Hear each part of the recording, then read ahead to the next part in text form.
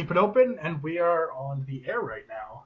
Recording started of me to you Hello. on our first podcast of I have no idea what we're going to call this as of right now. Right now, this is just two guys talking about things. The way it should be. Yes, the way it should be. A gentleman's conversation of sorts. Would you like to start, or would you like me to start? Yeah, what are we talking about today? What's going on? Well, the reason why I wanted to start this was for the Star Wars Jedi Knight Jedi Academy review that I just could not get myself to start. Oh, okay. And you hadn't played it. And No, I've been meaning to, but you asked me what one of my favorite Star Wars games was, and of course I'm not going to tell you. Well, you asked for PC, and I wanted to tell you a PC exclusive, so I told you Jedi Knight Jedi Academy because I really loved it growing up. So I went back and played it for you to go review it so you could read it. And then I realized the dark side was clouding my judgment, and I can't get myself to write this review because I like it, and I kind of don't like it, and everything I like is kind of Star Wars based, but I still kind of enjoy it. So I wanted you, as someone who hadn't played it, to ask me about it, and I will give you my opinions on it. fair enough. All right. So, what kind of game we looking at? Like, what's the gameplay style, first of all? Did you play any of the Jedi Knight series at all? Probably briefly. I know I've held a box once or twice, but I can't really say much more than that. Okay, well, trying to think of a way to put it. It's you know, it's an early 2000s. I believe it's a 2003 game. It's from LucasArts before they got destroyed. R.I.P. LucasArts. And it's, kind of a 2003 adventure type game. If you ever played that one Indiana Jones game from around that time, it kind of controls like that. Imagine Knights of the Old Republic, where you actually move and do the attacking yourself. It's kind of like that. You got all the different force powers. They have the light and the dark side tree because, well, it came out during what? Right in between episode 1 and 2, I believe. It was 2003. Yeah, that sounds right. So it's in that era. So they've introduced, Force Lightning's been around since 6. So Yeah. they've been playing that up more with Count Dooku. So Force Lightning and everything is in there, and there's a couple other ones that don't really come up. And since Extended Universe is no longer canon, It's probably better that they fucking got rid of all the extraneous books and stuff, because the entire timeline just gets so convoluted with that stuff, because half of them feel like bad fan fiction, so it's the longest fan fiction ever, that one site. Yeah, basically. So it's just it's good that they finally decided to just streamline it and say none of that's canon, because only the hardcore fans are going to read it anyway. So it's probably better that way. There is a comic where Han Solo and Chewie go through a wormhole, I believe, to Earth, crash into the Pacific Northwest, and Han, after a long while dies and has some tomb. And Indiana Jones, of all people, comes looking for the lost tomb of Han Solo and ends up hunting the Sasquatch, who is Chewbacca. What? Yes. This is, I'm not kidding. This is not some high dude. Okay, it might be some high dude story, but this was a printed at one point canon. I can't even. What the fuck, man? I'm a white girl right now. I can't even. So That's where we are. It's Jedi Knight Jedi Academy, no longer canon, but interesting storyline. So to set background, in Jedi Knight. Jedi Outcast, who played as Kyle Katarn. He was kind of a smuggler, almost a Han Solo type kind of guy. And after a couple missions through, you found, I forget exactly, I haven't played that one in a while. You ended up with Luke and training as a Jedi, and then it covers your journey to becoming a Jedi. And in Jedi Academy, you go to the temple as a student, and you learn from Kyle Katarn and Luke the ways of the Force, and it's interesting the way they took it. Yeah. I mean, it sounds like you could get a pretty good story out of that, but you could also go in a lot of different paths, you know? Yeah, the story is there's this Sith cult that arises, and they're trying to drain all of the Force energy from places where Luke has been, which makes no sense into anything with what's been going on, because at one point the Force was this surrounding force, and now it's Metachlorians. Don't ever make me say the word Metachlorians again. But it's a decent story. There's bad guys, they're trying to do bad things to you, you're the righteous good guy, go stop them. But every single bad guy is a hilarious cartoon villain. Oh. If Jar Jar Binks was a Sith, this is what they would be. So that's that. Yeah. I mean, there's just so many times where even your character does the same thing, where it feels like it was written by a 7-year-old of what sounds epic, and it's like, I will never join you, I will defeat you. No, what it sounds like is a really poor dub of an anime. Oh no. That's what it sounds like. It just sounds completely out of place for especially that game that came before it that was kind of dark. It's just odd. I mean, the game before it, you were in canteens and you were shooting people, and then you became a Jedi, and a lot of it was dark. And then in this one, it's cartoon villains. You know what it is? It's the original trilogy and then the prequels.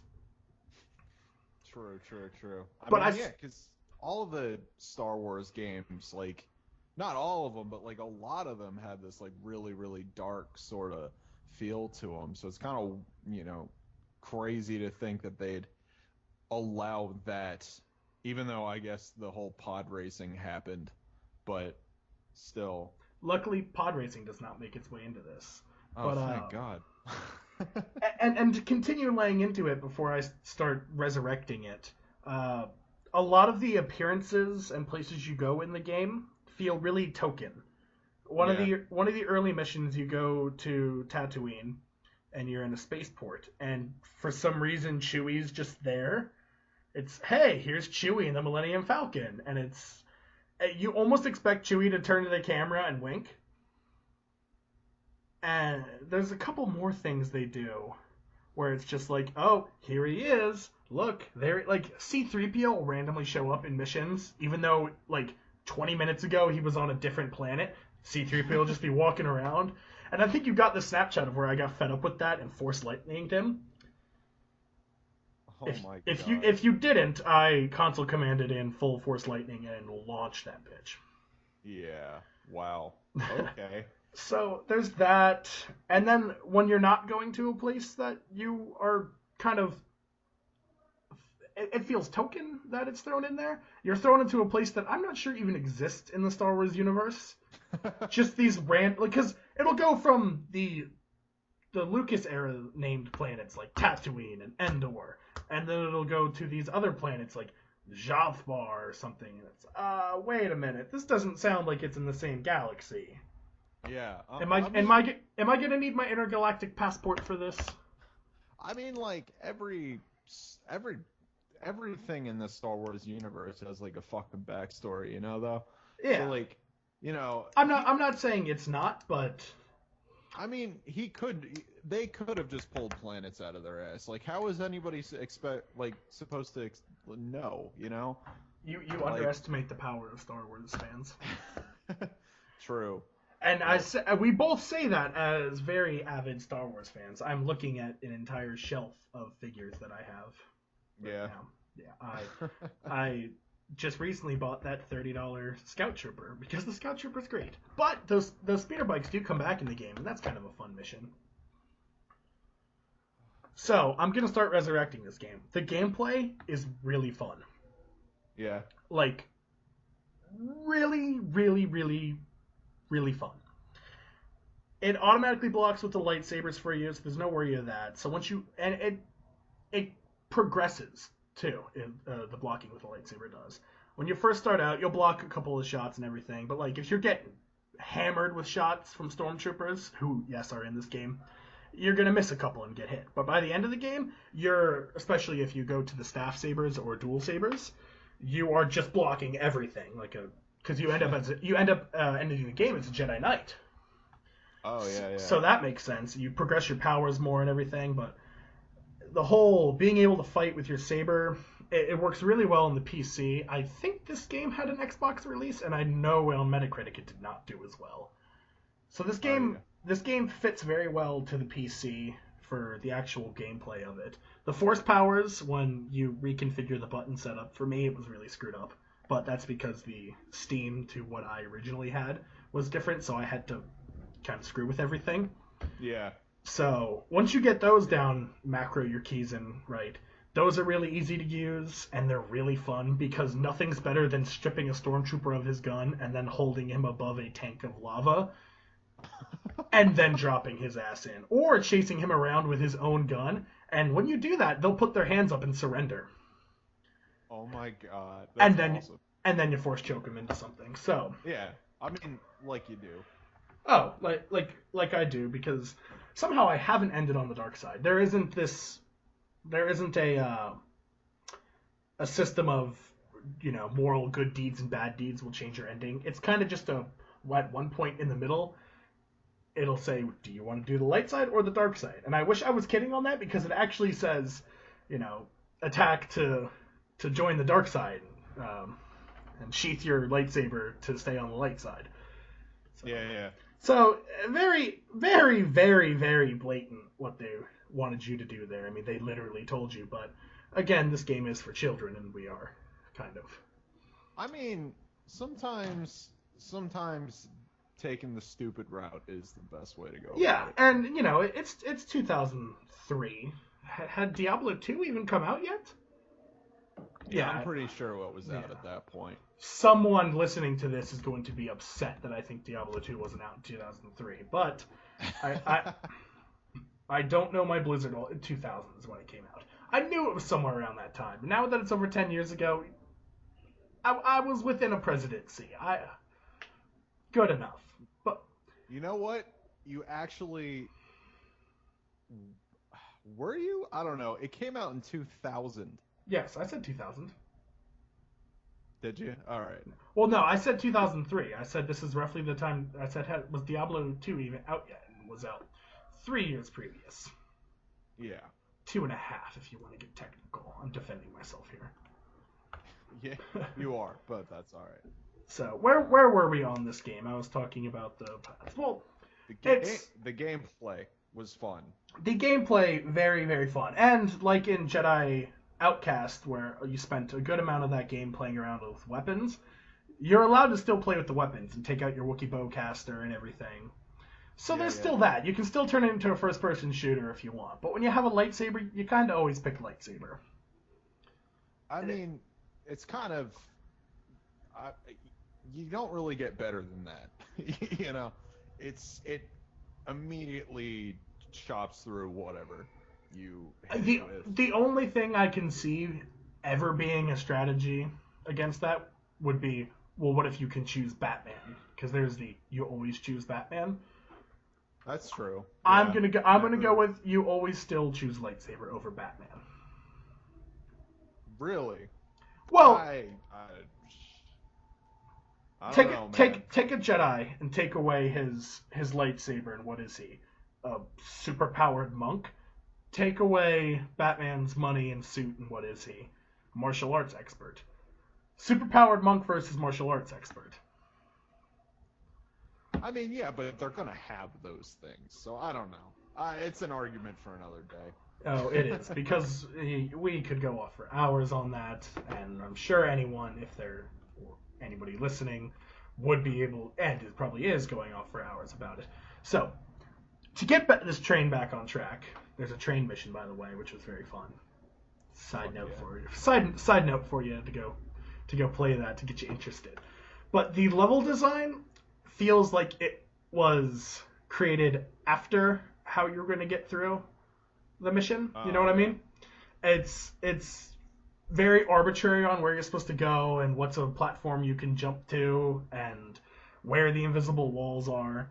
And sometimes Like in Dead Souls, it'll randomly have you climbing up a buttress type thing, and because it's a 2003 game, a lot of it doesn't look super detailed. So especially the conditioning we have now is the super detailed thing is what you're supposed to usually go on, and sometimes you'll just be running up this super undetailed thing.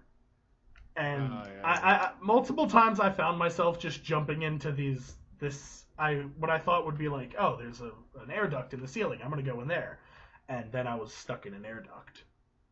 So there's a bit of exploration to it, but I don't think it was intentional. I think it was the parameters of the time.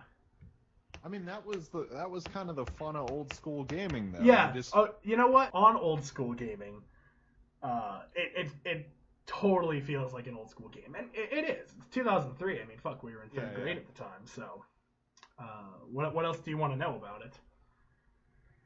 What was bad about it? Like, what you said that it's a kid's game, and it kind of shows every once in a while. But like, is there anything that's just like gratingly bad? Like, it's just you can't help but cringe when it happens, or anything along those lines? Like I said, the dialogue feels like it was written by a 7-year-old on a bad anime dub. Almost every line that was supposed to be epic, I was laughing or cringing very heavily at and saying, oh, like... Not worth a pass, obviously, since you've recommended it to me. No. But... Oh, yeah, no, but I'm wondering... If it wasn't Star Wars based, if this was a whole different universe and everything, would I still have enjoyed the game? I'm not sure how much I'm being clouded by the fact that it's one of my favorite franchises. Yeah. That whole, nostalgia or bias, like, that'll kill it. Like I said, I'm being clouded by the dark side. And the dark side here is Star Wars, which is odd because there's... I was going to say there's nothing wrong with Star Wars, and then I see a picture of Hayden Christensen somewhere on my computer, and I remembered why there's bad things with Star Wars, and his name is Hayden Christensen. I mean, the series as a whole has flaws, and a lot of people aren't going to acknowledge that, and you don't really have to, because the good outweighs the bad for the most part. Oh, absolutely. But for the game itself, I'm just trying to imagine it as a different sci-fi, because you would have to take it as a sci-fi. If you were to replace this with swords, it would just be very confusing, I guess. Yeah. I'm trying to imagine now if it was just taking place in faraway lands instead of in space. But okay, still enjoyable, but continue what you were saying. You said the best part about the game was the gameplay. So even if it wasn't technically a Star Wars game, wouldn't you still enjoy it because the gameplay was so good? The gameplay was... I don't want to use a rating system here. It wasn't the best I've ever played. There were a lot of times where I jumped down from a ledge and land on a guy's head, only to have... There's the mechanic that you bounce off his head and he falls down, and then I would bounce right off the platform. So that was frustrating. Yeah, the bouncy kind of physics. Yeah, kind of like the Mario, you jump on their head, all of a sudden they're down thing. Yeah, that's honestly really one of the only problems that was continuously frustrating me. That, and occasionally I would try to throw my lightsaber into a room where the elevator was closing and it took my lightsaber. Mm. And that was just my dumb part, so would I have enjoyed it just for the gameplay? Yes. Alright, then... For the gameplay, I would have enjoyed it. But the story, if it weren't Star Wars, would be hilariously bad. Yeah. Because if this was some new universe where I had to learn all these new characters and everything, I would have had trouble gutting it. Because, like I said, it's a bad anime dub. That's what I'm going to try to think of it right now. Would I enjoy this if this was, I don't really enjoy anime as much as most people. Thumbs up on the gameplay, and thumbs down on the story. Yeah. Level design, teetering towards a thumbs up there. Okay. because everything felt different, which what was cool. Yeah, that's good. I mean, variety is the key to that. So, and you'd figure with what movies were around it, episode 1 and 2, that it would be, in Senate chambers and on the boom.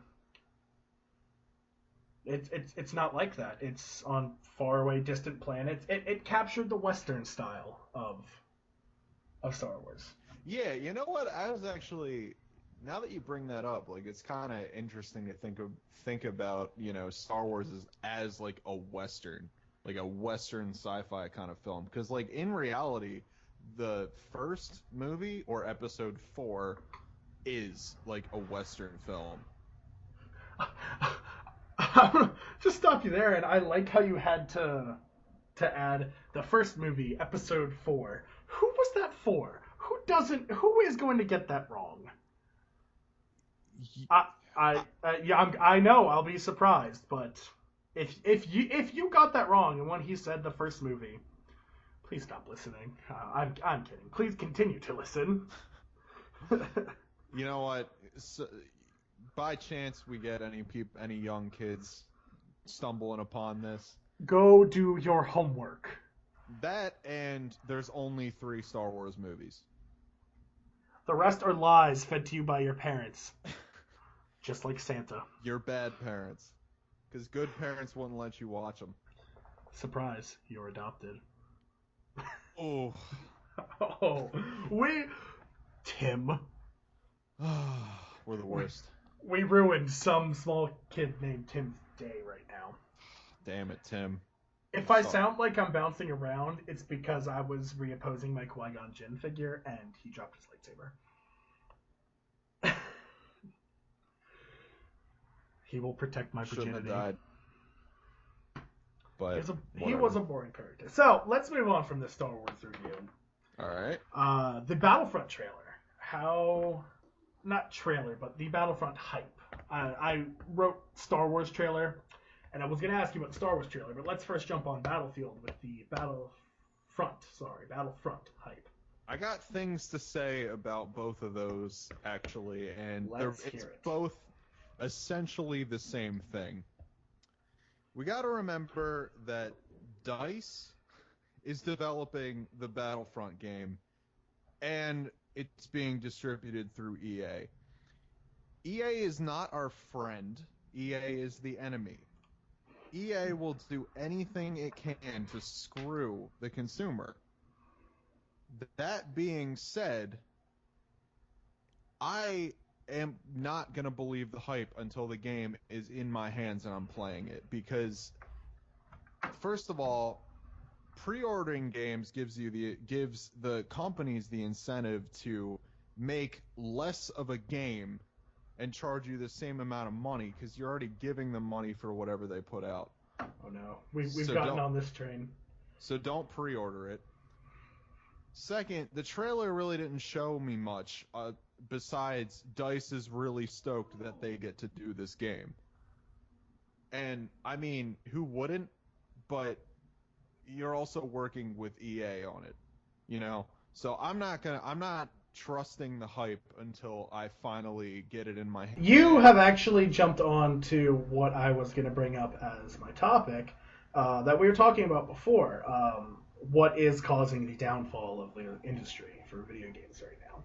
And I believe you just voiced your concern with pre-orders. That's what you were saying before is the number one most wanted on your list. Yeah, I think pre-ordering is the absolute thing that's killing the gaming industry right now. Because the thing is, when you give them the money, it's not the store is, it's going to take $5 off of your purchase, whatever. That money doesn't stay with them. That money goes to the developers. You're giving these people money before you even know what you're going to be putting into your console or whatever you're going to be downloading onto your PC or whatever. Like, you're giving these companies money that have screwed us before many times over the past, I'll say, year and a half. And it's been longer than that. You're giving them, either way, you're giving them the incentive to put out less of a game because you're already committed to buying. I agree. So thousands of people pre-ordered the last Assassin's Creed game. And so that gave these people thousands of dollars to work with before the game was even released. And you know what they did? They put out an unfinished game. You know, it's been like that. That was kind of the tipping point, but it's kind of been like that for a while, where you're giving these companies who are there to screw you, you know, all your money before this game even gets released. And so they have the incentive to put out a game no matter how unfinished it is. They just have to pick a date, and if it's not done, it's DLC. You know, it's an extra $35 or whatever out of your pocket for a game that you should have only paid $60 for.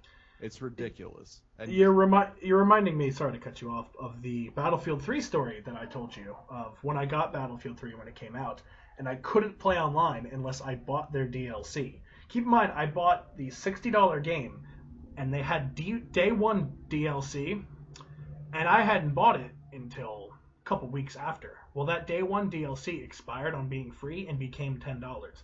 So it cost me $70 over to be able to play the full game. For something that was on the disc. That's just absolute extortion. Yeah, that's what's wrong. That's what's going on here. Like, they're putting out unfinished games, cutting a chunk off, calling it DLC, just so they can get more money out of you. You know what? I'd rather be told what the full price of a game is before I actually buy it. You know? Like, if you actually want $90 for the game, just tell me. And there's some games I'm willing to pay that for. I don't think all games should be $60. I was arguing with my dad a couple weeks ago, and with a guy in GameStop that he was talking to, that fighting games shouldn't cost $60 for the new consoles. They don't offer that much content. Don't try to argue that the stories in fighting games are any good. All of the cutscenes are fighting, and then outside of the cutscene, you do more fighting. So apparently this is either a bar in Ireland or a game that isn't worth $60. But something like Skyrim, not to show my fandom here, but loads of hours worth of that game. Yeah, definitely worth something $75-$80. I will pay full price for anything, not anything Bethesda puts out, but like there's companies that you trust, you know, and you expect them to pull out a full game. There's companies that you trust, but this goes way back in the day, you know. It started with EA getting shit for overcharging for their sports games, because they used to charge full price for those, and they still do. Do they? Because they got enough shit back in the day where during the PS2 era they had to lower their prices to $20 because no one was going to pay for it. To my shame, I'm going to have to admit this. I am looking at a pile of a good amount of EA Sports games, but that shouldn't be as unexpected. You know, I play football here, so I have a good amount of football games. I actually only have one with me. I have the previous two FIFAs, and I bought the latest one on impulse. I knew it was exactly the same, but I wanted the new FIFA. You know what? But they are charging full price for those. I'm surprised, because they're really not worth the full price. You know, but if you're gonna get hours and hours of fun out of it, you know, maybe it is worth full price to you to just like pick it up and enjoy it. But like, you know, for somebody that's on a budget, or, you know, isn't really that into sports games, but like wants to see if it's a potential thing to get into, and you pay $60 for something and expect like a full entire game. I'll put it to something like FIFA. You play the same game the entire time. It's 11 dudes versus 11 dudes, and you got to try to get the little white ball in the net. For anyone in the world who doesn't know what soccer is, I don't know who that was supposed to be explained to. I'll drink my coffee. I'm sorry on that one. You know what? I wasted your time. I'll waste my own time here, yes. Thanks. Oh, it's cold.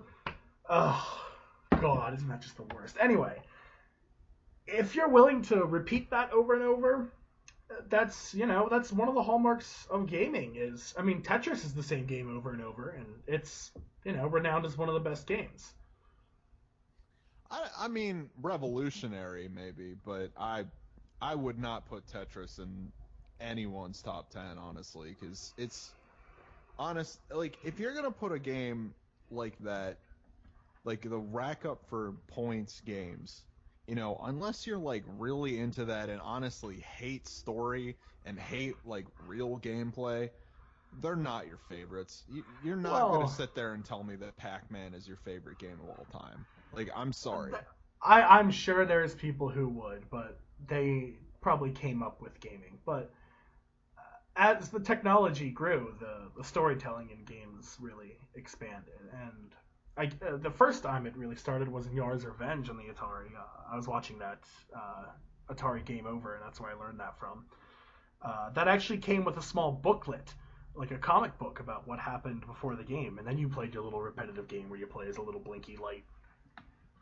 But uh, so gaming has changed over the years to where storytelling is a lot more now, and there's not a lot of storytelling to be had in sports games.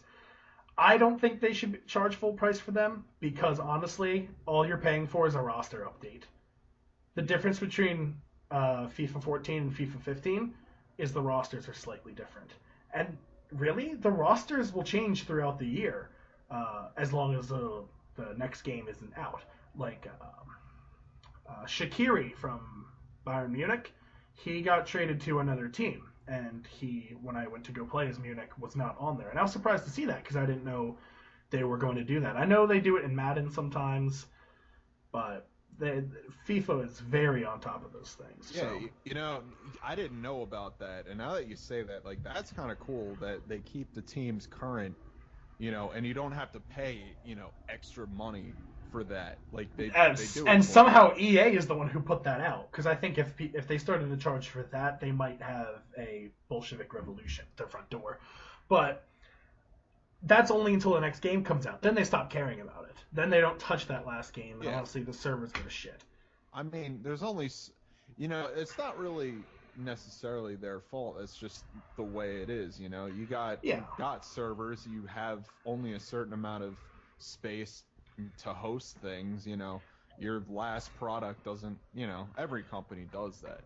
I think the blame for them comes in the fact that they put out the exact same game the next year with updated rosters and a couple of revolutionary. If you can see my fingers right now, I'm doing the sarcastic quotes. The revolutionary graphics update.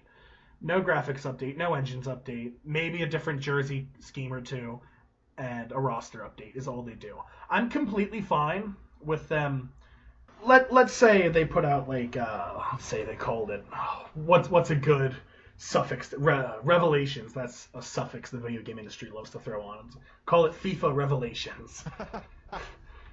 And let's just say every year they charge you or every couple months they charge you $5, and it's a roster update and a graphics update and New Jersey schemes and everything. And then 3 years down the road they put out FIFA Revelations 2, completely new engine, overhauled everything, all the graphics update and everything, because that would make sense. But they charge $60 a year for the exact same game. Now that's not their fault. They found that most people who buy those are stupid. I'm sorry, what? Surprised? I lost you on that. All right.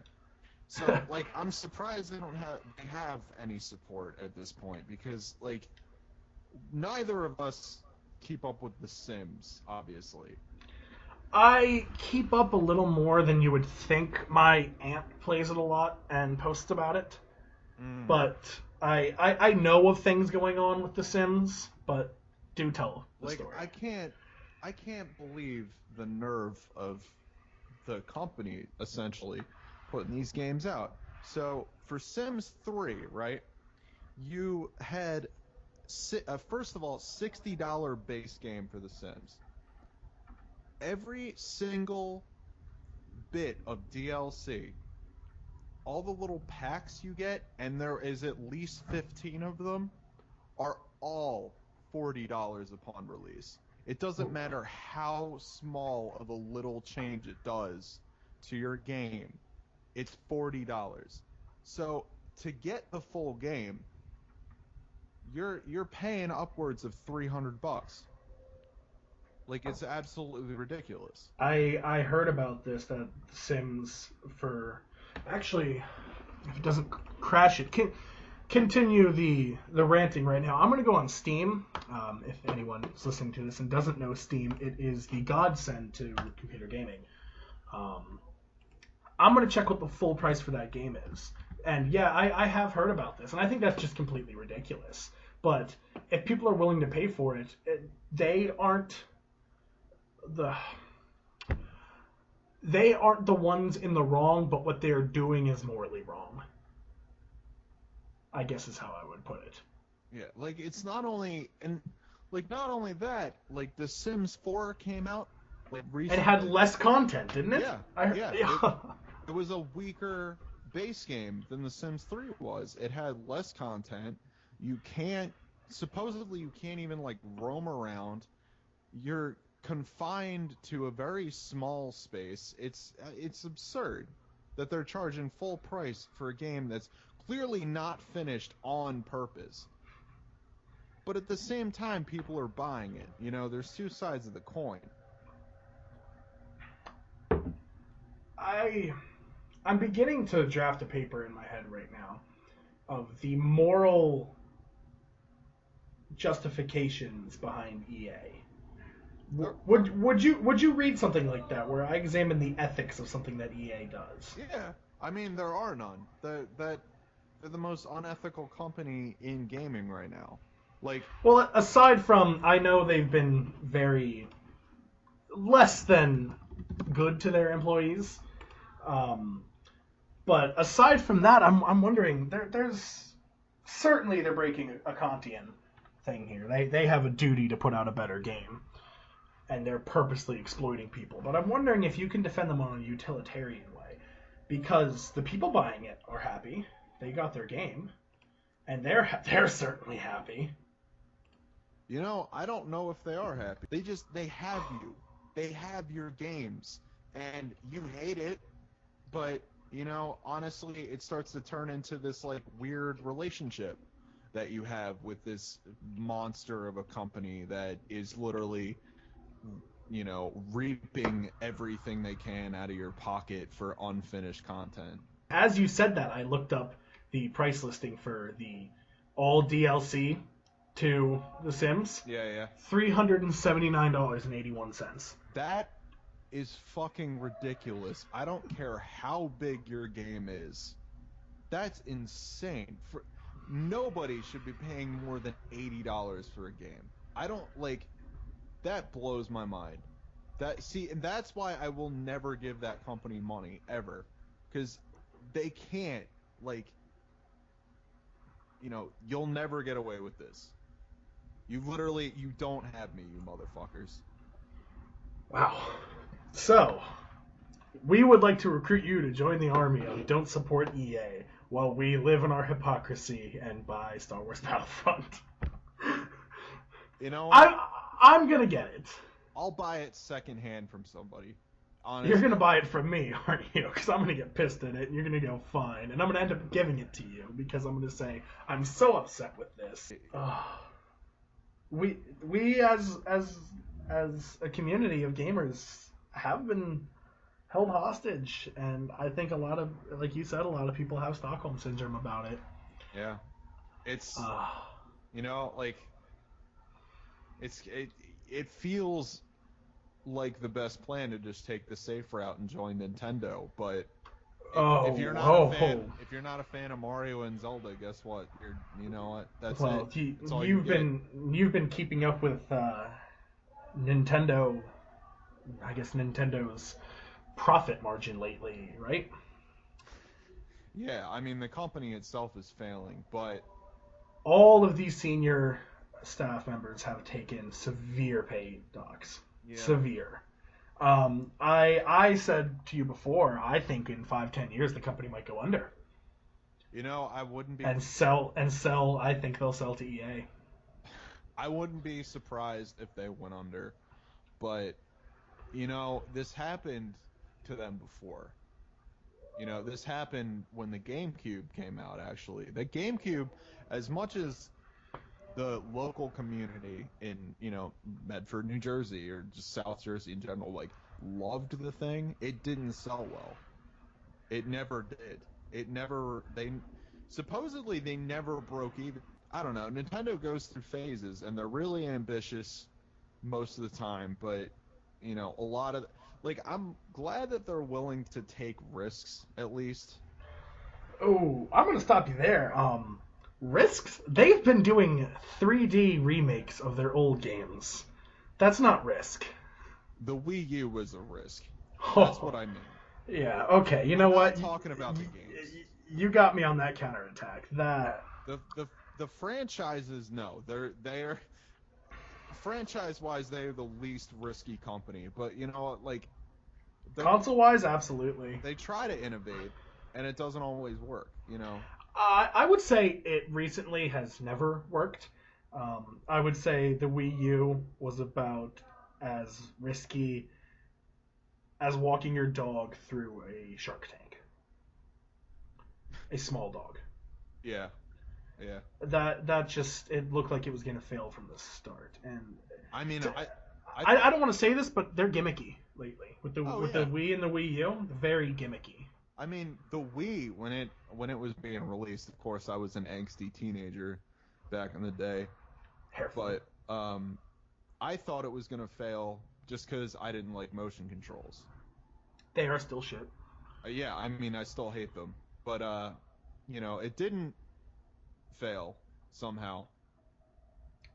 I'm surprised, and I think that's a large in part to the people that they reached out to, the family oriented, which Nintendo is, but they tapped into the market of that fit little platform they had, and they started making it marketed towards, I guess, like single women and to party games. Yeah. So it was a lot easier to sell to those type of people. Like, I can just picture.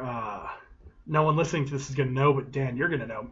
I can picture Miss Mindbreast playing the Wii. I can picture her doing that stupid fucking yoga game on the goddamn Wii. Gets home at like 6 o'clock, hops in the Wii Fit. Yeah. In fact, she might have told me that she did that. That might be where I'm getting that information from. Yeah, she still one of the best teachers we ever had at that high school. Oh yeah, absolutely. She did not like her job. No. But what were you saying about Nintendo? I was saying that I've had this opinion for like the last couple of years. They really should just stick to the handheld market, and until they figure out a surefire way to bounce back into the console market, you know, they really should just stick with handheld until they find the solution for the console market, because it's just or put their fucking games on PC. I support the first idea. I think a lot of the fun for Nintendo games comes from them being very focused on local multiplayer. And that's where we've had a lot of our fun with those games. They're not, you know, the story isn't super great on them. I am kind of partial to Majora's Mask having kind of a cool story. But that's because it manipulates time and it's an existential crisis. But putting them on the PC would get a little weird. I can't imagine how that would work. Yeah. But the handheld market thing, I totally agree. I have my 3DS on the charger right now. I was playing, what was I playing earlier? Hold on, I gotta get up and check it now. I'm not gonna get up. I'm stuck in my chair, and I actually just spilled coffee again trying to do that. I was the game with Ike. Yeah. Oh, Fire Emblem. Fire Emblem. Thank you. I wanted to call it Firefox because I was looking at Firefox. Don't ever make a game. No, but yeah. I mean, they have that on lock. Like, I still want a 3DS. Like, it's. Oh, absolutely. I really want that new one with the C-Stick on it, because as much as people who are coming here from the Dr.Q review and see that I won't review Smash, I enjoy playing Smash every once in a while, especially on the 3DS, because I don't have another fighting game for the 3DS, and it's very easy for me when I'm on the bus or a different bus. That's a longer bus ride, not my normal commute to campus bus ride. It's easy for me to whip it out. Oh God, it's easy for me to take the 3DS out. You went there, not me. Someone was gonna go there. I took the high road by correcting it. Moral superiority, bitch. Moral superiority. Bitch. So I like playing that, and if they had Soul Calibur for it, I would definitely play that. But I mean, I have enjoyed some. I just will never review that game. You're never gonna get me to say any opinion what I do on it, other than nostalgic appeal does not equal instant win. You mean should they be paying full price for those games because it's just a fighter? But no, well, yeah, I would say there you shouldn't have to pay full price for fighter games, but with the 3DS games, they're not nearly as much as a new console game, and I've gotten a lot more hours out of Fire Emblem than I have out of Call of Duty. Oh yeah, well, man, Call of Duty is a sin, man. Hey, it was a great franchise for a while. Yeah, up until like after 4, in my opinion. I liked the World at War because it went back to the World War II. It was the weakest of the World War II games, absolutely. My favorite was 3. Yeah, COD 3 I think was the best of the franchise by far. And for anyone who thinks we're talking about Modern Warfare 3, we are talking about Call of Duty 3, the one that took place in France and had... I don't want to say this now because I did want to write a retro review on it. What I think is one of the best multiplayers of all time. I'd put it up there with Medal of Honor Rising Sun. Ooh, okay. There's a lot of controversy around that game, not for any political reason or anything like that, but just internet nerds arguing over how much they like it. And I mean, it was kind of Counter-Strike before Counter-Strike took off. The Medal of Honor series, anyway. Not necessarily Rising Sun, but yeah, and I want to see a return to the World War II games. I would play World at War today, and I miss it. I miss the World War II games. I mean, I'd love it if we weren't. Yeah. The thing is, I don't want to see the modern problems of gaming come about with the World War II game. I don't want, play the Normandy DLC. It'll cost you another. And you know what? We're bad mouthing this DLC costing the same price as the game, but we love expansion packs. But expansion packs were far better. I mean, the last good expansion pack was Shivering Isles. Yeah, I mean, I'd probably agree with that. But I mean, then again, Blizzard does the whole expansion pack thing extremely well. Whether or not I don't count them in the same thing. They do things so differently. Yeah, they are their own entity. I'm a big Diablo fan to anybody listening. A big Diablo fan. I mean, not crazy Diablo nerd fan, but I've played both 2 and 3, 2 or 3 times through. Haha. And just phenomenal. Yeah, I used to be big into World of Warcraft for a while. I'm still into the old Warcraft games, the RTS game. Really just happy that Blizzard exists. You know, honestly, it's just kind of like I'm glad they're there. It's kind of like Valve. Like, yes, that's exactly how I'd put them. I'm glad Valve exists. You know, I'm not getting up in arms about like Half-Life 3 or the fact that they can't make a third of anything. I'm just like, you know what? When you put out the game, I'm gonna play it and I'm gonna love it, and I know I'm gonna love it already. Everyone bitches about Valve not putting out the third of something. I'm just happy they put out the first of something because Portal and Half-Life, and the same thing with not the same thing. Blizzard knows how to count it well beyond 3 with World of Warcraft. Oh man. Oh yeah. We're on Jack Black Kung Fu Panda. No, it's past that already. Oh Jesus. Yeah. You darn kids in your rock and roll. There's been, let's see, you got the Burning Crusade. Wrath of the Lich King, Cataclysm, Pandaria, and now Warlords of Draenor. So there's been 5 expansion packs. Warlords of Draenor I did hear about. My uncle, I know, played a lot of that, so... It's gotten pretty mixed. It's gotten pretty mixed reviews, but it's better. It's a better mix than Pandaria got. Some people think it saved Warcraft. Other people think it doesn't change anything. I'd rather have that than people hating the shit out of it. Do you want to hear an unpopular opinion about the Warcraft RTS game? Yeah, sure. Knock me out. I don't like it. Yeah?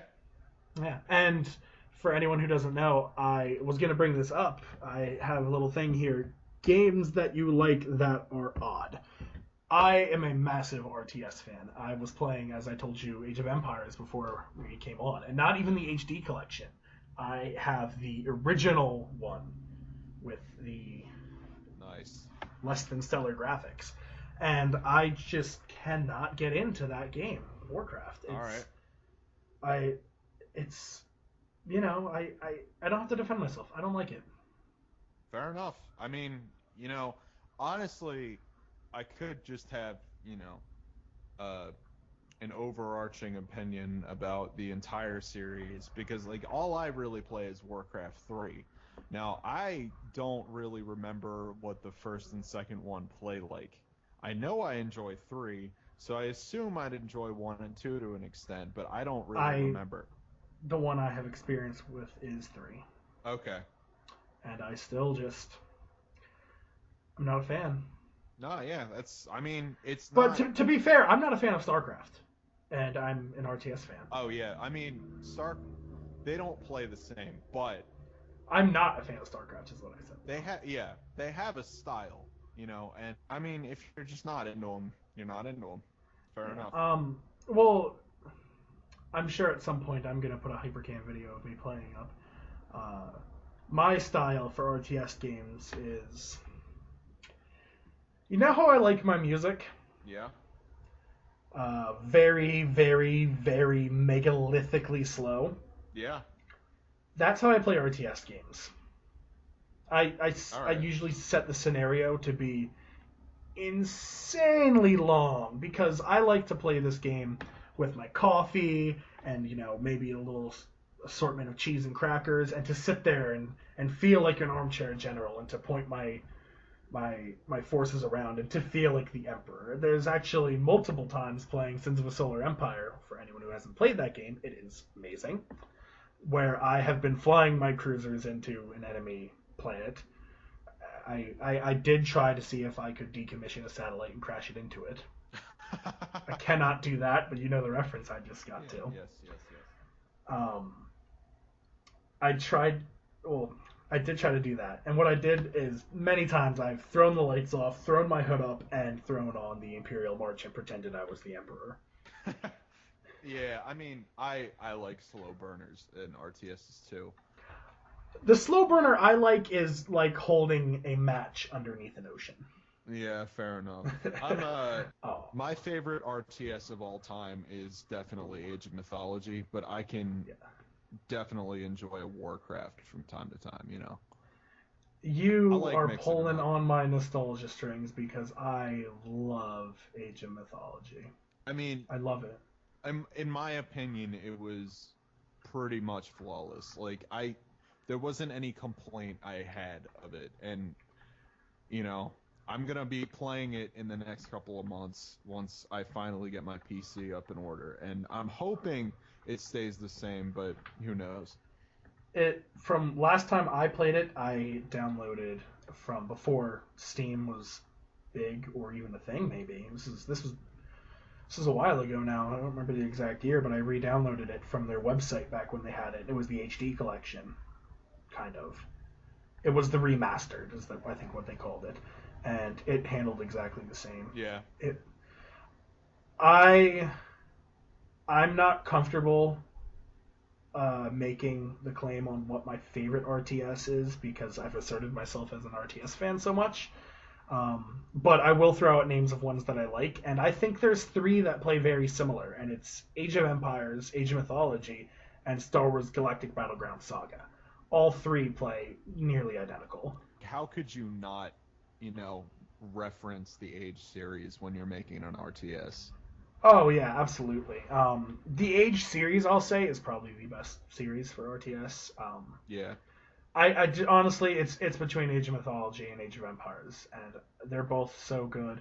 I actually really do particularly love Ruse too, if you know that game. I have it for the consoles. I think I have it for both now because I buy cheap console games, very very cheap console games. Yeah. I love buying cheap console games because the games that I love cost like $5. I bought Saints Row 2 for $4. That's awesome. Yeah. I bought Ruse for $6. Like, I can go out and buy 20 games for the price of the newest Call of Duty. Yeah. I love and Call of Duty as a bad thing. That brings me to like the biggest thing I've been doing lately is like I'm starting to get into the retro gaming thing and just backtracking because Have you ordered your tinted glasses and your extra tall latte with a side of hipster? You know what? What is this current generation giving me that I couldn't experience 10 times more back in like even like the original X? But he was basically saying, what can he get from gaming nowadays that he couldn't have got even back with the start of the first Xbox? And I was sitting here trying to think of a game that was like that. And with all the technology we have, and all of the best games of their genre have come on previous consoles or on previous generations. Sorry to you PC gamers, I don't want to alienate you. I do like you. You have very, very capable RTS capabilities. And first-person shooters, man. You just have an annoying fan base. Yes, but I mean, they had the System Shock series before we did. You have been playing that a lot lately, haven't you? No, I actually haven't, but it's you were talking about it just the other day, maybe the weeks are starting to blend together. That was the last time I played it, but like it's System Shock 2.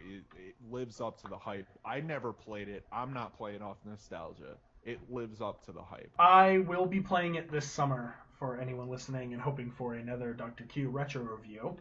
I will be playing System Shock this summer when I can get my hands on it.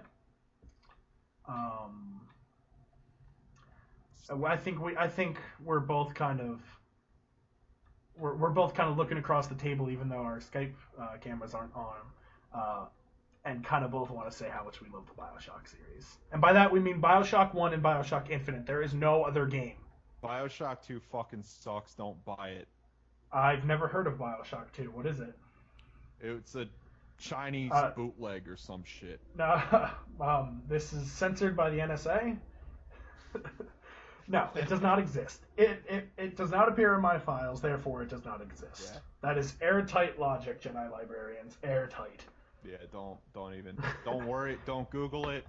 Don't Google, don't even talk about it. Just anyway. Even worry about it. We're gonna have to save that for another time because I was watching some videos on BioShock Infinite and it was just rushing back to me how much I love that game. You can't.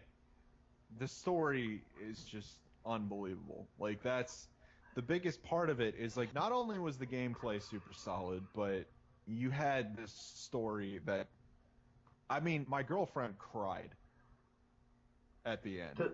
The symbolism was just insane, and the dialogue between the characters. I mean, everyone always thinks how it's so annoying when a game is basically one giant escort mission. But I mean, by the end of that game, I was in love with the escort character. Well, Elizabeth, because she's not a useless piece of shit.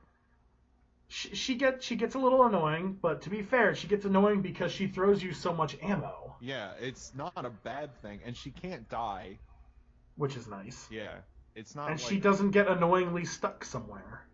I mean, I will defend Half-Life 2 to the death, as most 98.9% of the population would. You're saying this like I'm the 1% coming out here on my my capital gains horses. Oh, you and your Half-Life 2, you peasants. Absolutely not. But I have no opinion towards Half-Life 2, really. I like it. I don't have overly fond opinion, or not. It's good. It's good. I don't drool over it like 98% of you do, but I don't hate it by any means. Okay. The biggest reason for me, my love for it, I love games that feel organic, and this game, I'll give that. It doesn't ever hold your hand. Like, even though, like, there are situations where it totally should be holding your hand right now, it doesn't. That's a double-edged sword, because if you haven't read my review, I was saying how Fallout New Vegas, the base game, is really easy and kind of just holds your hand the whole way. Whereas the Dead Money DLC lets go of your hand and makes you lick the scum off its boots. But it's not in a good way like how Silent Hill or any of the survival horror genre is. It's in the bad way, as in the game is just poorly made and it's you against the game. Yeah, that's... When you give... Because there's a difference of making someone explore, and there's a difference of giving them arbitrary suggestions on where they might have to go. Yeah. And that's the stuff that's frustrating. And I have played Half-Life 2, and they do not do that. I completely agree. I know what I said. People are going to be like, he hates Half-Life 2. He's the worst person ever. No. I don't hate Half-Life 2. I like Half-Life 2. I would not put it in my top 5. Fair enough. But it's a good game.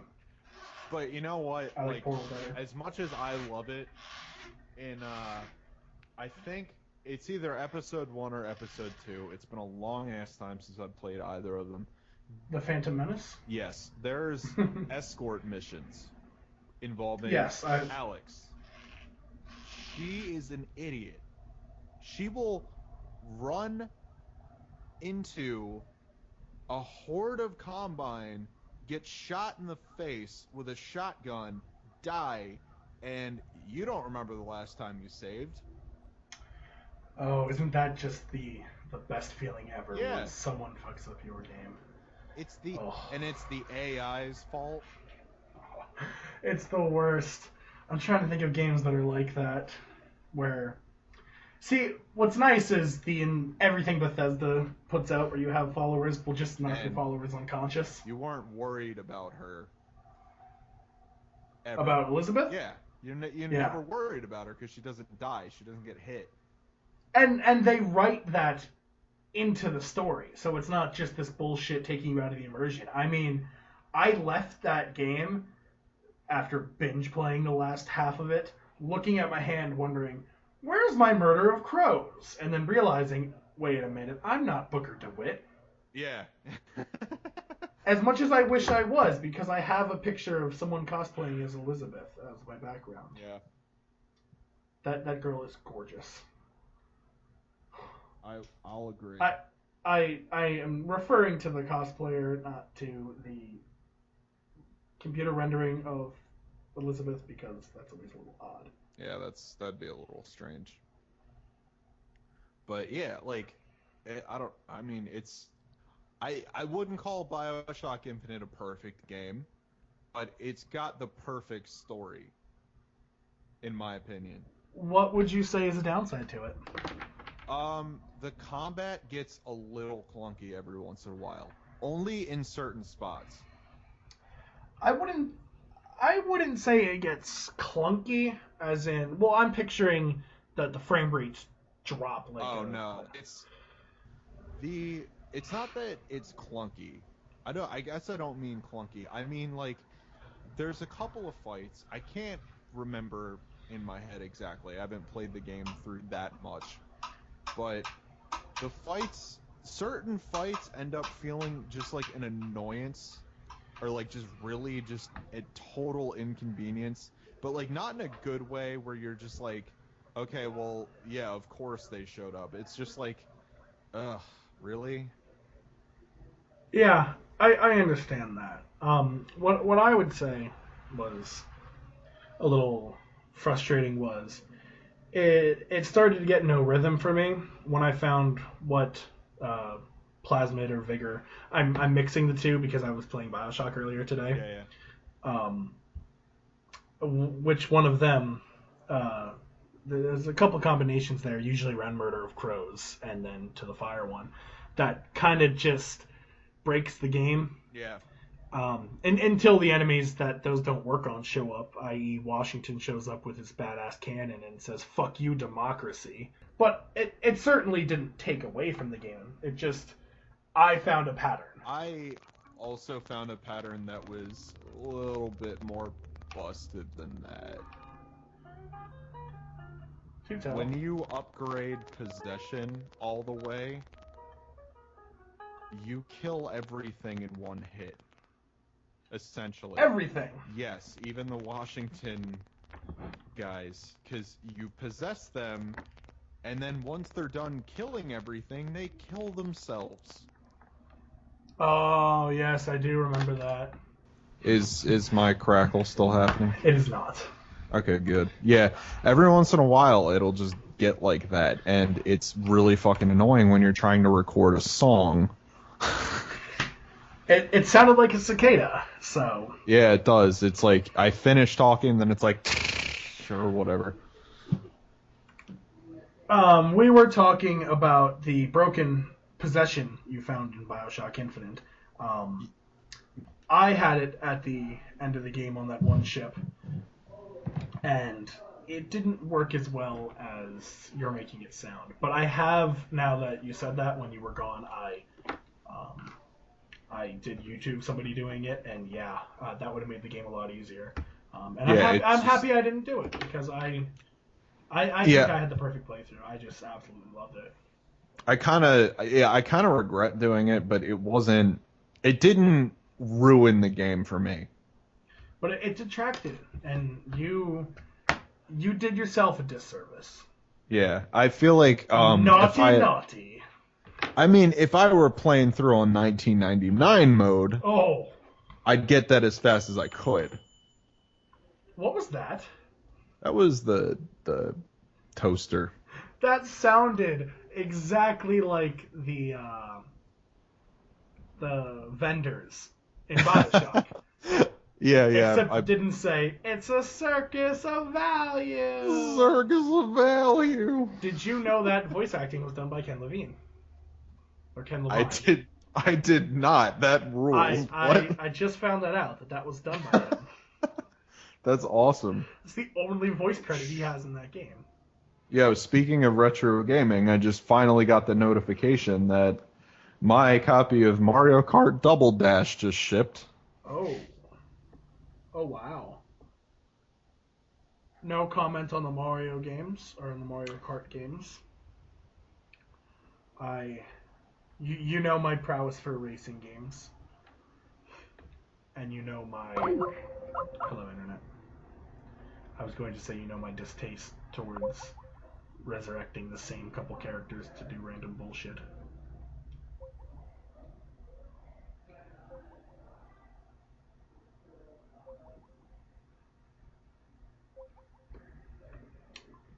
Our next topic I'm going to trick him into, let's see how long it takes for him to get there, is what I think is a solution to fix the downfall of the industry, which we've gotten away from. And I'm really sorry about how stupid I sounded during the Star Wars part, but hello! I was not having an aside to the listeners. Of course you weren't. Every time that this has happened, I've done a little aside to the listeners. This might just have to be part of the show structure, where I have little asides, like it's Malcolm in the Middle. Yeah. I mean, once I switch to Verizon, it should be better. Oh, no. Now we're having name drops that things will be better. This episode is brought to you by Verizon. No. For the record, fuck Verizon, but they're the lesser of two evils. It's like choosing Ubisoft over EA. Yeah, that's exactly it. Wow, that fit way too well. Yeah, but wow. I was in my aside saying how I know a way to fix the current trends of the industry. Hello, Internet. Welcome to another side. Jesus. Are you there? Is there anybody in there? Just not if you can hear me. No. Anyway, hello, Internet. I don't know if that restarts the call. I'm not entirely sure. I believe it is still connected. We're using MP3 Skype Recorder 4.11 for anybody wondering. Hello. Welcome back after my aside. They're like commercial breaks now. It's neat. I think we should keep this once we get this fixed. But also my roommate is using Netflix, so that's probably the problem. I have full internet bars, so why don't you calm down over there? I mean, so do I. That don't mean nothing. I was saying in my last aside before I was cut off by another aside that I have a way to fix the current trends of the video game industry. Yeah, do tell. And it all revolves around the game E.T. for the 2600. So you're basically saying that the industry has to take a massive shit again and then build back up? Well, my first idea was for for EA to be buried in a landfill in New Mexico. But we couldn't justify burying all those people. And it's not everybody's fault. Oh, no. It's like if you're in Saddam Hussein's house, then you're probably doing enough wrong to warrant being shot. So if you work for EA, you warrant doing enough wrong to be buried in a New Mexico landfill. Here comes the hate mail. I'm being funny. Honestly, if you're offended from that, why the hell are you reading my reviews? But if you're not reading my reviews and you're offended by that, please read my reviews. Oh, man. That's... wow. Okay. All right. You went there. Oh, come on. Oh, you're going to be a lot more offended when you read my Work Will Set You Free of Fallout New Vegas Dead Money. Yeah. I mean, you're kind of right. Anyway, it's a joke. Why so serious? But... yes, we need and as much as I don't want it to be this game, I think it can happen with Star Wars Battlefront. Yeah, I mean, so highly anticipated. It's gonna happen. I think the problem is it will also crash the movie. Yeah, if it sucks, the movie will fail. Honestly, it's just it's that game is so highly anticipated. Everyone I know has been talking about it.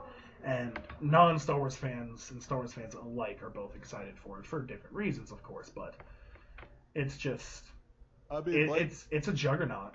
Like I said in the beginning, like the hype is real, but I'm not believing the hype until I see a good game. But I think the hype and the money. I don't know how much money is involved in that deal, but I can't imagine it being cheap dealing with such a high-profile franchise like Star Wars. We maybe if EA is starting to struggle, which I don't know if they are or not. I don't keep up on EA. I only keep up on Nintendo financial struggles. But if EA starts to get into a struggle right before and that game crashes, maybe we'll see what happened with Atari with ET. For anyone who doesn't know, ET was put out on the Atari and was so bad it caused the entire crash of the Western gaming industry. I mean, it was building up to that point, but EA. Yes. I mean, ET was the nail in the coffin. But EA and ET are so close, and it makes it such a nice comparison because they're so similar in so many ways. It's just you don't. Ugh. No thanks to any of it. You know what I think you overlooked in the what's helping the downfall of the industry?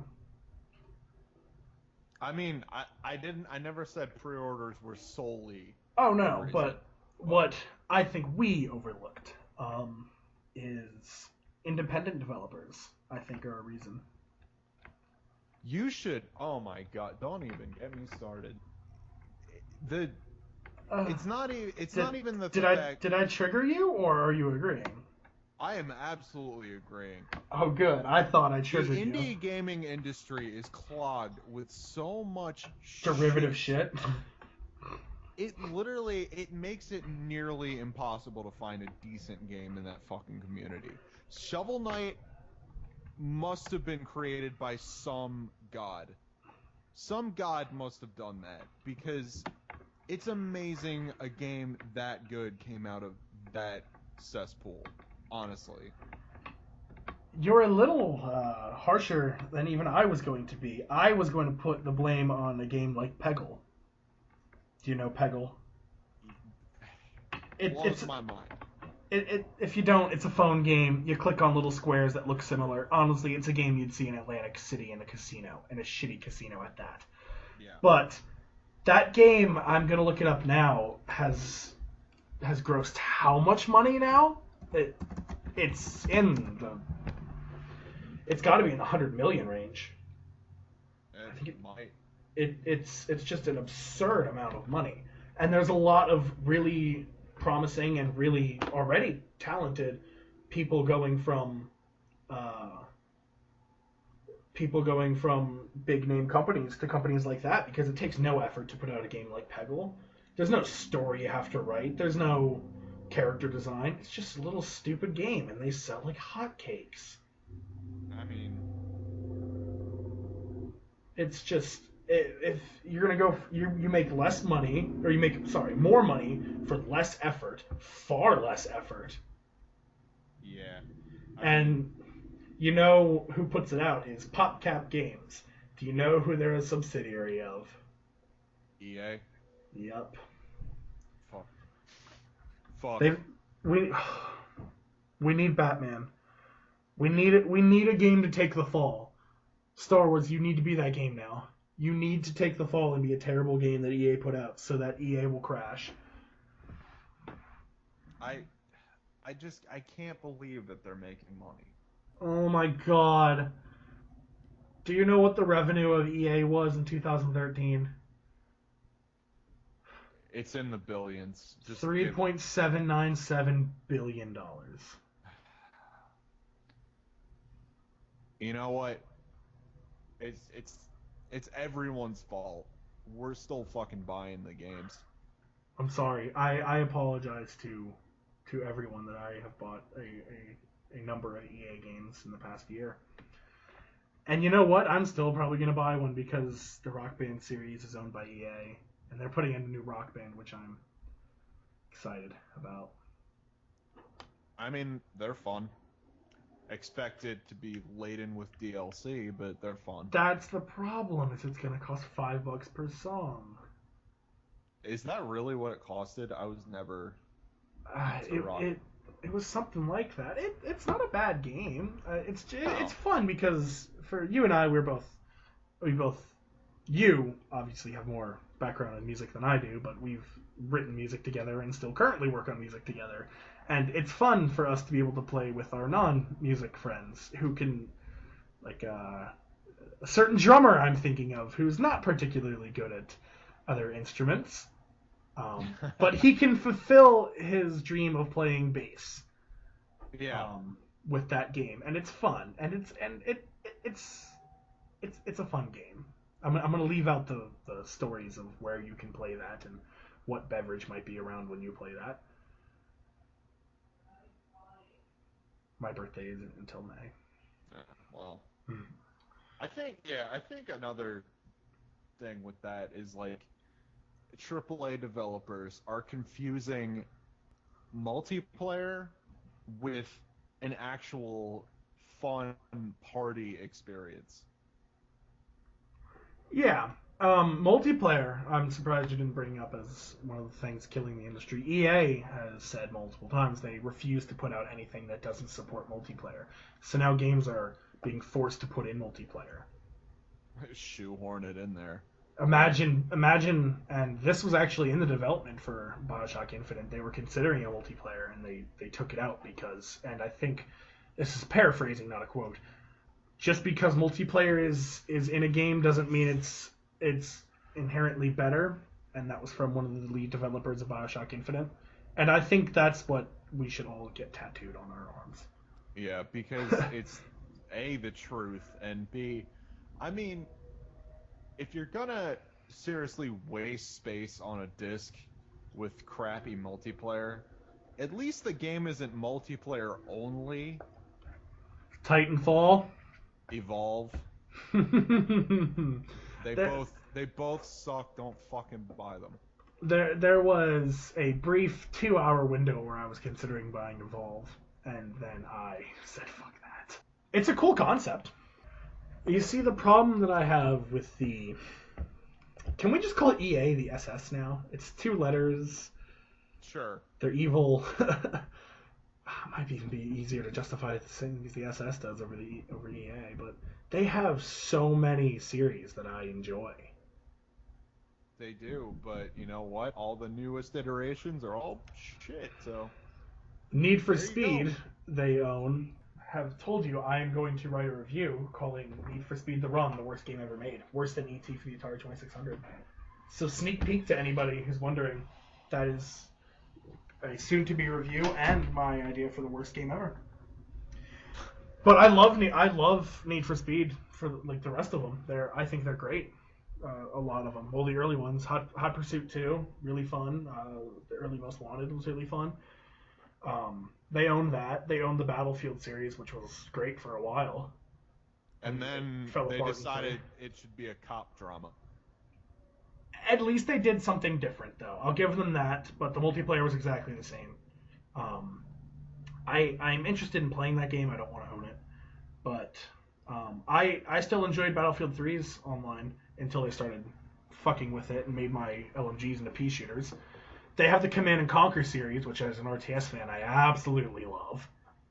They have what you love, the Dead Space series. I don't love it. I like it.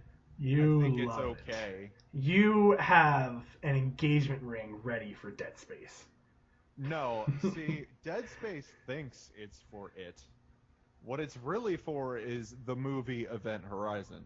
Because that movie is a fucking classic. And that's, if no one's played Dead Space and seen that movie, that is almost scene for scene what Dead Space ripped off.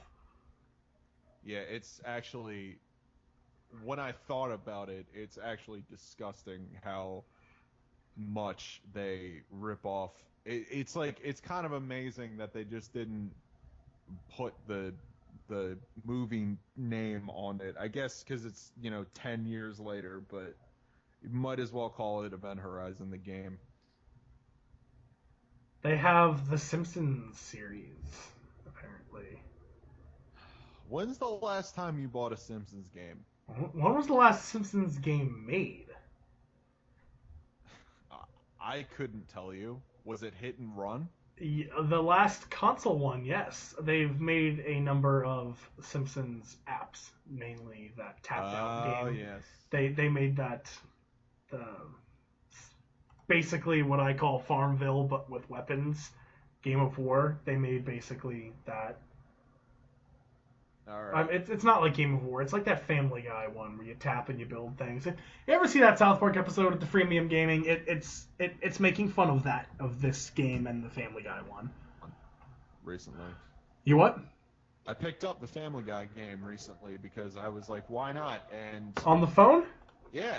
That's exactly what the Simpsons game is. Yeah. But you need to watch the South Park episode called Freemium Isn't Free, and they make fun of that. And those games are doing the exact same thing. How I said before that these guys are leaving the big companies making large story-driven games that are classics and arguably works of art for companies that make freemium games like this, and they do the same bullshit.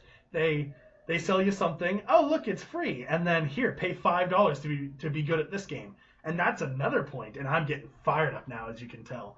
That ruins the game is you can play the game, or you can spend $10 to unlock everything and walk through the game with a fucking baby dick mode. I mean, yeah, the freemium model is a feel bad model. Period. The freemium model is replacing the cheat codes of our generation. Yeah. Cheat codes, for those of you who don't know, costed nothing. You just had to be smart and use Google, and then you could win the game and take all the fucking fun out of the journey and just be invincible and kill everybody in one hit. Just like if you spend, $150 in Hearthstone or any sort of mobile game you play. These kids don't know what you're talking about. You're not PewDiePie. Oh, that's a story for another time. See, PewDiePie. That's why I wanted not only to do the site that I have, Dr.Q review, but to do this podcast as well. Because I would also like to tie in some Let's Plays to this, where I would really like to do where we both play at the same time, whether they be on different TVs in the same room or we play a local multiplayer game. Where we do a Let's Play where we're not just screaming at the listener the entire time. Yeah, I mean, I'd probably get to that point depending on the game, but... Oh, yeah, no. If we were playing, let's do a challenge in Dark Souls, but you'd be screaming out of anger caused by the game, not this, I'm trying to capture your attention that a lot of these Let's Plays seem to do. Where I was watching one yesterday for Ride to Hell Retribution, what's been called the worst game in the world, and I still think it's Need for Speed to Run because I will draw a comparison between the two. They are very similar, very, very similar. But the guy was playing it, and he was just reading the loading screens and screaming them at people. Why was he screaming them? I could read them. I didn't need them reiterated in his, quote, funny voice. I'm not the target audience, am I? Shout out to anybody who's not PewDiePie. No, also, you don't get a shout out, Angry Video Game Review Guy. I forget your exact channel name. Angry Game Reviewer or something? You were the one I was talking about who was yelling. Video Game Nerd? Yes, him. He was the one who was yelling while he was playing that game. He's not funny.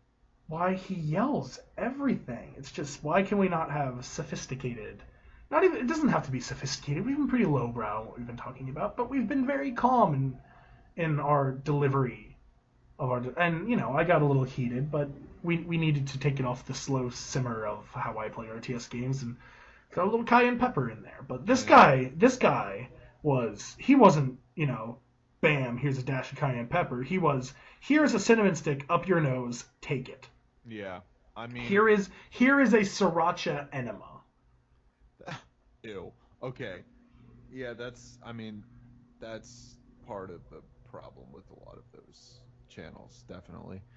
They took the first chapter of grab the person's attention and ran with that. Yeah. And just... if no one can tell how much I like the CGP Grey videos, I've realized I start to sound like him when I do these. But he's very calm and delivering in everything he does. He doesn't have to scream, and he has a podcast with the guy who runs Number File. And they get heated. Not as heated as I was with the dash of cayenne pepper, but they want to get their point across, but never have to scream. And... you're playing a video game. Why do you have to scream? We're already watching something that was made to entertain us. Now, you are trying to entertain us on top of it. I don't need you screaming. I would like a calm voice to talk me through what's going on. And that's why I think James May from Top Gear should do Let's Plays. I think anybody from Top Gear should do Let's Plays. Oh, can you imagine Clarkson? That's going to be the next thing he does. He goes to YouTube. R.I.P. Top Gear. Actually, I think the best person would be... he would have to have a window in the side, like PewDiePie. Oh, yeah. The stick. Oh, my God. That'd be like... Yeah, that would actually be, like, hilarious, because... But make him only play racing games, but not, like, traditional, like, Forza and all those type of simulation racing games. Make him play, like, F-Zero and Mario Kart and all those games that have nothing to do with how to actually drive. Like, that would be a hilarious series. Or, like, Burnout. Oh, God. Just, like... Because he wouldn't say what he's gonna do, but he'd have in his head a challenge for himself, but he couldn't tell you. So you just kind of have to figure out what he's trying to accomplish. I would like to see it cut up, too, where it's like a 4-minute video, And so it's not just an actual Let's Play of him playing through it. It's just like clips of him playing, and slowly you realize he's doing something completely insane. Like, he'll be playing Burnout and just completely destroys a gas station. The whole place blows up, Michael Bay, blah, blah, explosion style. And then by the end of it, he's got his car teetering on the top of the Burj Khalifa. And it's, what the... Ah. Like, that's what he was trying to do the whole time. He just had no idea about... So I've gotten through everything that I've wanted to on my show list. Yeah, I mean, I'm good to go. This is definitely a test run, but... Oh, yeah, I enjoyed this, especially since I've really wanted to get these out of the way. And now, doing this, I have 10 more ideas for things we should talk about, so... good show for our first one. If this ends up being our first one, I think we did a good job. Hopefully it all comes out recorded-wise, but... I'll let you go. It is 11:30, and I have class tomorrow. Shit, and I have football tomorrow. I've got a lot of stuff I have to do actually. So. All right, well, let's both be adults and do things we're supposed to do instead of talking about video games. Yeah. Okay. All right. Sounds good. See ya. See ya, man.